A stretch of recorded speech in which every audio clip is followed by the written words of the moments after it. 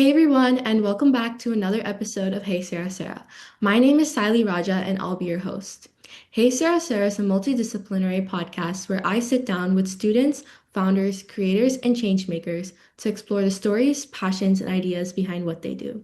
Today we're joined by Diya, the founder of Project EDSA, which stands for Eating Disorder Support and Awareness. Project EDSA is a youth-led initiative dedicated to spreading awareness, education, and support around eating disorders, especially among students and school communities. What started as one student's mission has grown into a platform focused on starting conversations that are often avoided, making support more accessible, and helping young people better understand an issue that affects so many. But beyond awareness, Project EDSA is also about compassion, responsibility, and creating a space where students feel seen, heard, and supported. Today, we'll be talking about Project EDSA, the importance of mental health advocacy, and how one student's decision to speak up can help create meaningful change. We're so excited to have you here. Welcome to the podcast, Dia. Thank you. Thank you so much for having me here. Of course. Okay, so before we dive into Project EDSA, can you introduce yourself and tell us a little bit about who you are? Yeah, of course. My name is Diya Mankotia. I just actually graduated high school, so I'm an incoming student at Stanford University. And I would say much of my passions rely at the intersection of prevention and mental health advocacy. So I'm very interested into seeing how we can create lasting change in mental health for students, mainly using clinical research and prevention programs to ensure that change, well, I guess lasts rather than just being temporary. I love that. Okay, so let's start at the beginning. What inspired you to create Project EDSA, and why was eating disorder awareness something you wanted to take action on? Yeah, Project EDSA is a very personal, like its mission is very personal to me because I had struggled with an eating disorder in the past. I was diagnosed with one in eighth grade, and I would say from there I struggled about like 3 years on and off. Um, Even while being in recovery and stuff, like it didn't feel as freeing, and my eating disorder at one point sort of started to feel like my identity. And so Project EDSA was started like the idea started being generated right in the summer after 10th grade, so like the summer before junior year. And that is the topic that is what I decided that I wanted to like start my own club on, because um my eating disorder was something that not only affected me but affected some of my very important relationships that were close to me, like my friends and family. And I just didn't want to be perceived in that way, as if my eating disorder is the only thing to who I am, right? And it's like my identity. So I started off raising awareness about how this is a mental condition and how it can impact some of the actions you take, but that's not who the person is inherently. And from there, as I noticed my school culture change, sorry, I felt like I had to sneeze. I'm so sorry. But I felt like my school culture changed, and I really wanted to make that similar impact in other schools, which is why like my school's EDSA club actually got founded into a larger Project EDSA, which became a nonprofit initiative starting chapters all over the country and world. I love that. That's amazing. Okay, so eating disorder awareness is such an important topic, like you said, but it's not always talked about openly, especially among students. So why do you think this issue needs more attention in schools and communities? Yeah, so I would say a part of the reason why I wanted to start that conversation in the first place is because some of the habits and symptoms that surround eating disorder and disordered eating in general are often so normalized within youth populations. And like for the longest time, I really did not feel like there was anything that I was struggling with that particularly needed me to invest time on to recover from, because I would hate to say it, but like most of like the compliments I received on my body were when I was the skinniest and when I was struggling the hardest. And in terms of like how people say like when you're struggling with a mental condition, your academics and stuff like that fall. But like for me, my eating disorder was all about control. So whether that be controlling what I eat or like controlling trying to get the best grades, it both like was very similar. And so my grades never really fell. So the whole time it was just like the I would say like the largest part of why.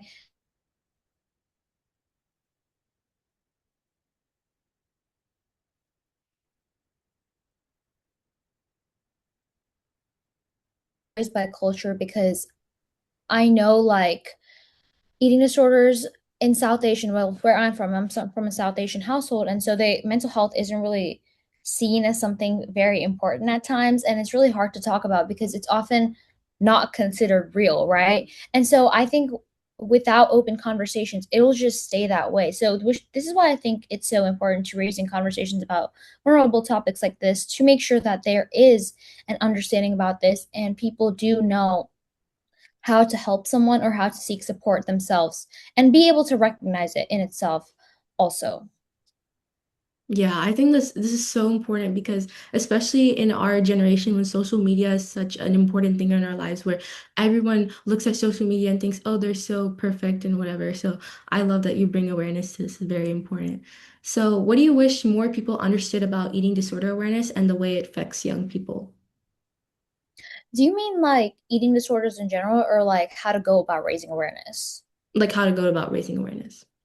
Okay, so well, I would say what I've noticed from Project EDSA is many people think that if they start raising awareness about eating disorders, people think that they have an eating disorder or they struggle with it. And most of the time, most of the concerns we have, like people applying to start chapters, are mainly like I'm interested in your organization and I want to start it in my school, but I don't want people to think I'm struggling with that. And I think that's like the biggest misconception because you always see people advocating for other mental health conditions, right? Like depression or suicide awareness, or even like stuff like awareness for lung cancer and smoking and breast cancer. Just because you're aware, raising awareness for a cause doesn't necessarily mean you're struggling with it. And I don't see how that could. Well, I do see how that could be a barrier, but I think it all falls down again to the stigma we were talking about earlier within eating disorders as a whole. So, um, I think that does affect young people because then like you are faced with that same stigma and then nobody is there to start that conversation. And really all you need is that one person to start that conversation to start seeing change in your school. So I wish that more people just realized like just because you are speaking about such an important topic, it doesn't mean that you are faced with the same limiting beliefs that a person who is struggling with that is going through. And yeah, like I mean, I think you just need to have the courage and bravery to be the first one in your school to start talking about a conversation that's never been talked about before. And that's like one of the greatest ways you're going to be able to see change. I love that. That is a very interesting take. Okay, so when you first started Project EDSA, what were some of the first steps you took to turn an idea into something real? Yeah, so we have shared this story a couple of times because, like I mentioned before, EDSA started off like as a club, right? And then it started into Project EDSA. So when it was a club, basically how that went was the summer after 10th grade, I had emailed a larger nonprofit. Its name is ANAD, stands for National Association of Anorexia Nervosa and Associated Disorder. It's a long name, so I'm just going to call it ANAD. But they are America's oldest nonprofit for eating disorder peer support. And so I emailed them and I shared like my story, like I am now. And I asked them if there was any way that I could raise awareness in support of them at my school. So kind of like being, you know how people raise awareness for different sorts of clubs and organizations at their school and have a club.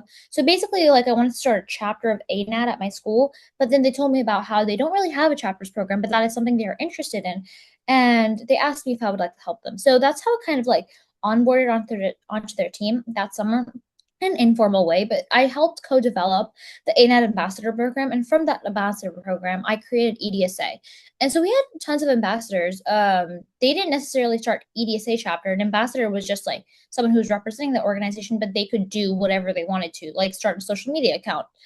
But what I noticed, like when it was like the end of junior year, I was like one of the very few people who had started a club from that ambassador program. And I think the real person, like just to have it being held like in real life and in person and people come to your club, I think that was very therapeutic more than seeing an Instagram post online.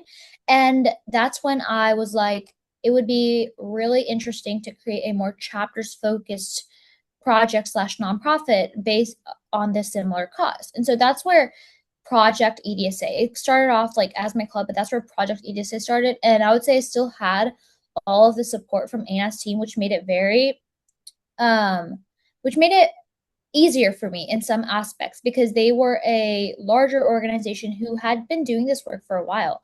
But in terms of like the first steps, when I decided, I was like, okay, like I want to start a nonprofit. I first created the website. I had to learn how to create a website, and I did not code it. I used Wix no code, but I did like have to figure out how to manage the whole platform. And I started creating our social media accounts, creating a branding for ourselves, and I recruited a few people that I wanted to be on my team with me, but it was just sort of like the initial setting the foundations of how this nonprofit is going to be presented to a real audience. I love that. Okay, so since this is such a sensitive topic, how did you approach creating content, resources, or conversations in a way that felt responsible and supportive? Yeah, so I think there is some benefit to have someone who had struggled with an eating disorder like have such a foundational voice in determining how our content is going to be created, because I've had that perspective of knowing what is triggering. At least I know things are like different things are triggering for different people, but I had some sort of perspective into in terms of like what not to do in our organization. So that definitely helped out in the beginning. But I also, like I mentioned, I'm interested into research, right? Clinical research and the prevention of this. So I've done like lots of research. I wrote a research paper on this topic in junior year. So like when my club was before EDSA. So I had done lots of research on this, and I've like figured out best practices on how to engage conversations, open conversations. So all of that really helped out. But again, I would say ANAD was a huge help. They were there to sort of guide me in a way and be like this is stuff you should focus on. And with their support, like, and with some current understanding I had, I would say that's like the most best way we were able to create content that was still aligned to our mission, but also supportive to students going through this. Okay, great. And was there a specific moment when you realized Project EDSA was really making a difference? Um, I would say this when I realized that it was like reading my chapter applications, because the chapters program is really meaningful to me because these are students who just like me at one point were afraid to start a conversation at their school and now are taking the steps to initiate it, right? But we do have like an application process just to make sure they have all the resources like a sponsor at school and stuff. And one of the questions there is like, why did you want to start a chapter personally, and what does this mean to you? And just like reading all the responses, they were so heartfelt because I could see myself in their shoes, and I could see a version of them that wanted to be a leader in their school and for their friends and peers. And I would say that's just like very meaningful because it's like a full circle moment for me. And yeah, I love to support that. And Project EDSA loves to support our chapters. So that is definitely like every time I read a new volunteer chapter application, it makes me very motivated to keep continuing the change I'm making at EDSA. I love that. Okay, and what has been one of the biggest challenges you faced while growing either your school club or Project EDSA? I would say the biggest challenge for us, in some ways, it's been trying to find a team of people who are just as passionate about like being in a leadership role for this organization than I am, and then my co-founder. So I guess short story, my current co-founder, she was originally a social media director. However, she showed so much initiative with the time that she was working with me. I promoted her to a co-founder because she's basically been with me since the beginning. However, we've had cycles of like people join as like various different executive roles. And um, as we know, like in this time and age, a lot of the stuff is done for college apps and is done for various other things, or even if it's not done for college apps, when school starts, people get busy and it's just not a priority. So I would say we always found it difficult to find people who are passionate and who are willing to dedicate their personal time. However, I believe that we are going to be able to find those people, and we are currently starting a new leadership cycle. I've been interviewing people for it, and I've found so many people who show a genuine passion and interest, which I love. And it's not bad to not show it.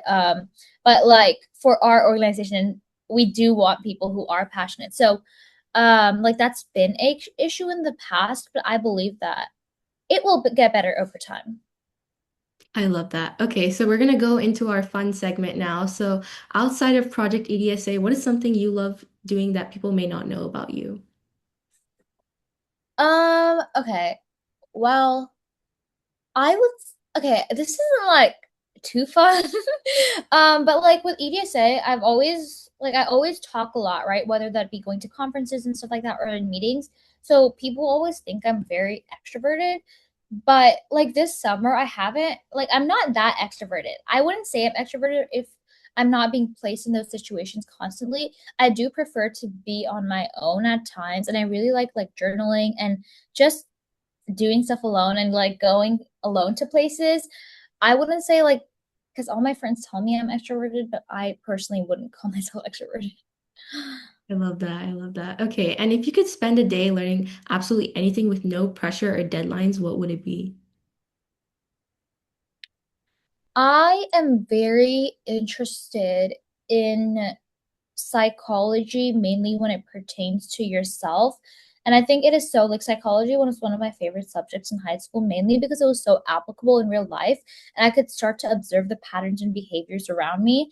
But I love reading self improvement nonfiction books. And I think it just helps me become a better person. Like, like as myself, it helps me become a better person. And like that is something I'm really interested in learning more about. So I would say like if I did have a day to do nothing, I would learn about the psychology of my own brain and like how to optimize it for just in general like a good life, productivity and all the other things. I love that. Yeah, I would do the same too. Okay, looking ahead, where do you hope Project EDSA will be a few years from now?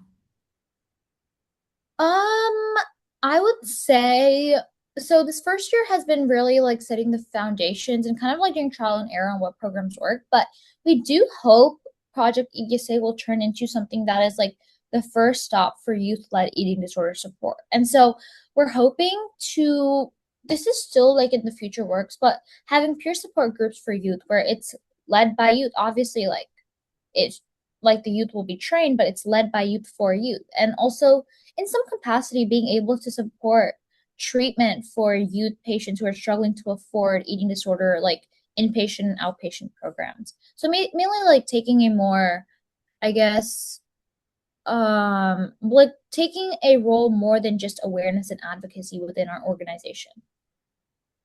I love that. Okay, and if someone listening has an idea they care deeply about but feels overwhelmed because they don't know where to start, what would you tell them? Well, I think there's two things. I think first, like the cliche, like you should just start, because I know like that's like a lot of people say that. However, like if you like, you're never gonna get to a point that you want if you don't start. You know what I mean? I know it can be difficult at times, and you might face roadblocks with like in time while you're building this. And I have too with EDSA, but I just keep thinking like if I stop now, then like there's no chance, like the possibility is zero. So it's like how people say you miss 100% of the shots you don't take, right? So I think why not just go because the time will pass anyways. And I think something that was helpful in us growing EDSA was looking at other initiatives that were successful and kind of like using them as inspiration. So you don't have to start completely fresh. You don't have to start with no knowledge. Like I think everything in this world in some capacity has been modeled from other things, right? And companies, they have been using other companies for inspiration. I think you can go the same way about nonprofit work, which is to use other nonprofits and see what's the most successful part of their organization and how can I implement it to fit my niche, like my niche mission of my organization. So I would say like those two hand in hand can go very well into just like starting the initial process of creating a nonprofit or organization. I love that. Great take. And if anyone wants to reach out to you or learn more about Project EDSA to participate in any way, where can they reach out? Yeah, so we do have a website, but it doesn't have a domain currently, so it's very long. So I would say the best place for to like learn more about us is our Instagram, which is just at Project EDSA. But there you'll find like links for volunteer stuff. You'll learn more about like our mission and like various different programs we do, and basically learn more about how to get involved. Okay, great. And we'll put it up at the end for the viewers. But thank you so much for joining us today and sharing your story. It's been a pleasure learning more about your journey starting Project EDSA, your passion for this advocacy, and the work you're doing to create awareness and support for others. And to everyone listening, thank you for tuning in. We'll see you in the next episode.